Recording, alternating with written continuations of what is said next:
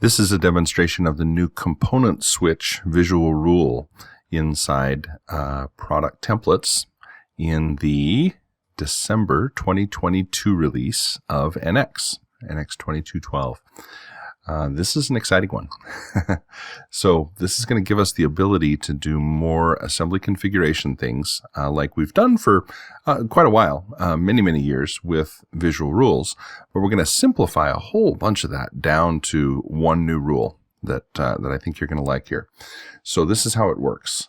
We have here, you may remember this assembly. This one's been around. This is one of our early ones that we used to demonstrate some of the assembly replace and add and remove component visual rules and things like that.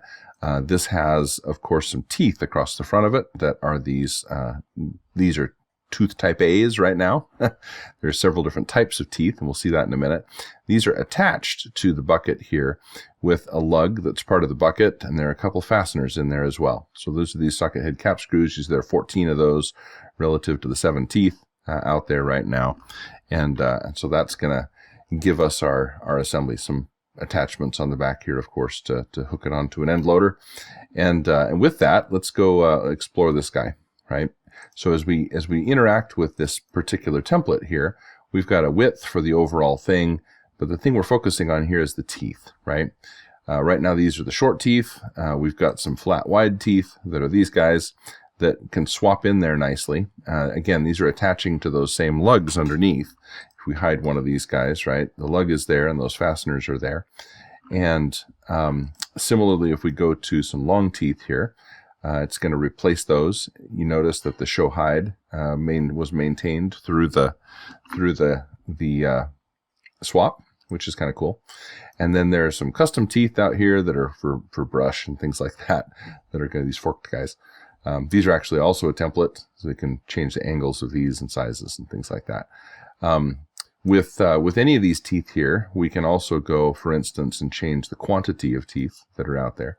And this is, of course, going to change the number of teeth. And again, we'll see the number of lugs, number of fasteners, and all those kinds of things update as well, right? We've got 12 teeth now. You can see we've got 24 fasteners and so forth, right? So a nice little parametric assembly that's coming together there. And again, at one level, on one level, it looks like a nice little parametric assembly. Underneath, there's a lot going on in terms of swapping these teeth, right? We're not changing the shape of these teeth. We're swapping out components here. So these are tooth type A's. So we go to those flat ones. These are type B's. And of course, we'll see that kind of component change, right? And those are very close together when there's 12 of them. That's okay.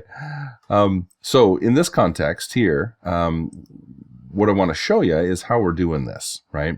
One more thing you may notice, if you're familiar with this one from before, is we're not doing suppression here. We're not suppressing components. With the older assembly, we could turn on the suppressed components. Actually, they're on already. That filter's on, and you can see we're not hiding, for instance, B, C, and D when we show A. That's how we did this very first originally. So let's go take a look at how this is put together, okay?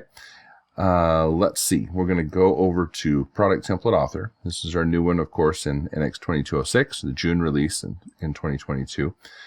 Successor here to Product Template Studio. Very simple migration path to bring older PTS models or Product Template Studio models up to the new Product Template Author. But inside here, you'll see what we have on this teeth options right here on this widget is an action that says that when this value changes, we're going to run a visual rule, right? And we're going to run a visual rule called swap teeth. And so let's go take a look at that and see where we go. Okay, so if we go look at our visual rules, visual rules used to be on a tab. There were several tabs on this dialog. Those are now buttons up here in the new Template Studio Author. So as we go to visual rules, we'll swap to the visual rule dialog here. And now we've got one rule here, right? Previously, if you remember doing this or if you attempted this before, we would often have one rule kind of with all the logic in it, with all the if then else's and things like that out there. And then originally it was if then else logic. Later on, we did get a switch statement that helped. But then based on the switch statement, each path or each branch of the switch would need another rule out there, a visual rule to execute the stuff we were going to do in terms of replacing components and so forth. And there was some overhead to manage, which one's in there now and how are we going to replace it and so forth. But we've condensed all that down into a very, very simple new visual rule that I think you're going to love. We've got 2 of these in this particular one.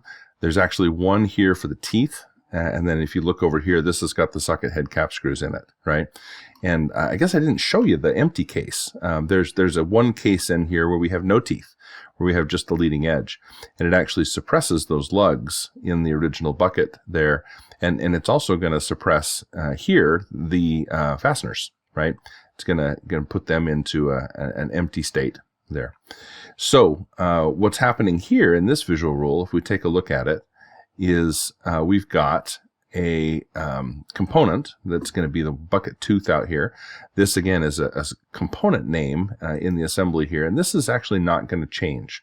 This bucket tooth here, if we turn on a component name column, is going to say bucket tooth on it, and we're going to maintain that name and maintain relationships here as we swap these. So the positioning is going to be maintained. The name of that component as bucket tooth is going to be maintained. And other things there too. If we have assembly constraints and things like that, they'll also be maintained. We don't need to have replace all occurrences turned on here. In this case, it'd probably be fine because we are really replacing all the teeth. But this doesn't need to be on here for us. And we're going to again maintain names and reference sets and layers and that kind of stuff as we do this. Okay. Now the switch variable, this $1 is just saying the thing coming in the top up here. So we've got an expression called fetch type teeth. And this is going to simply switch from 1, 2, 3, 4, and 5, right? So we've got 1, 2, 3, 4, actually 0 is the last one. So 0, 1, 2, 3, and 4. 0 is the empty case. And I guess you can see that up here on these as well. 1, 2, 3, 4, and 0 for the cases here. And really, again, we've greatly simplified this, right? We've brought this down to where we're just specifying the part for each of these. And all of the component replace stuff and so forth is all automated in the background. Again, we're down to one rule now, right? With really kind of one expression that's driving it and one rule that's doing all the rest of the component swapping, which is really exciting. So again, 1, 2, 3, 4, and 5 here. We've got the types just in there. We can add more cases here if we want to. I guess that's one level low. There we go. Add cases. This is this case that we're removing. We can do up to 10 of these. The way it's set up right now, we can do 10 cases in one of these statements. If you have more than that you need to do, then you can kind of nest these as well, right? Do these based on ranges, for instance.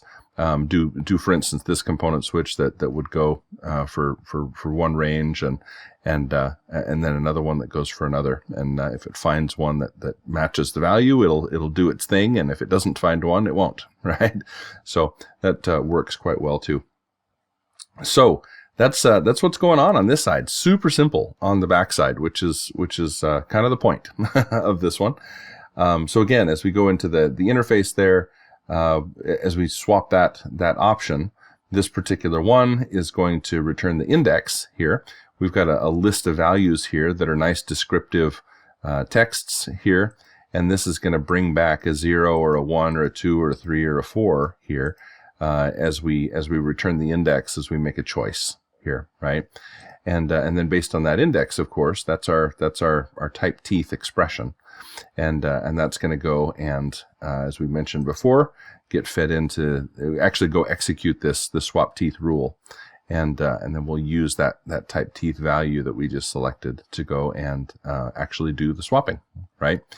And so that's how it works. Really quite straightforward, right? And, so yeah, let's see, we can head out here. We come out and, finish.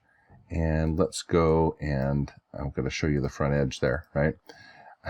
As we come and do that beveled edge only, as we do this, you'll see, up there, the teeth and the fasteners are all suppressed up there, right? And not suppressed is the wrong word. We're not suppressing them. In this case, I'm cheating a little bit, swapping them with an empty component in this case here. But yeah, as we go back to short teeth here, for instance, you'll see that we'll get our teeth and our fasteners back. And similarly with these other teeth types.